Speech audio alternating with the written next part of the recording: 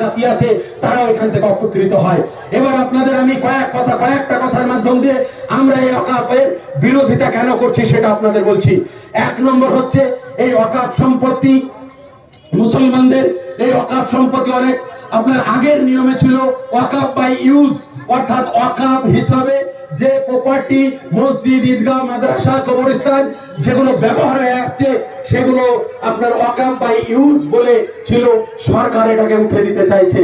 তার মানে আপনার দেশ ভাগের সময় বা অনেক আপনার সম্পত্তি তারা দেশকে বলেছে, আমাদের ওয়াকফ বোর্ডকে বলেছে যে আমার এই সম্পত্তি, আমার এই ঈদগাহ বা কবরস্থান আমি আমার এই মুসলিম কমিউনিটির জন্য দান করে দিলাম, কিন্তু কোনো কারণবশত তার জমি আপনার কাগজপত্র সংরক্ষণ করা যায়নি, বা হয়তো আপনার অনেক রকমের সমস্যা আছে।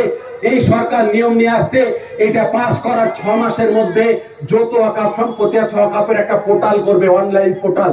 সেই পোর্টালে সমস্ত জমি সম্পত্তির যে কাগজ আছে সেটা এন্ট্রি করতে হবে। 6 মাসের মধ্যে যদি এন্ট্রি না করা হয় তাহলে আপনার এটা ওয়াকফ হিসাবে গণ্য হবে না। তার মানে বুঝতে পারছেন 50% সম্পত্তি ওরা এমনি এইভাবে দখল করতে চায়।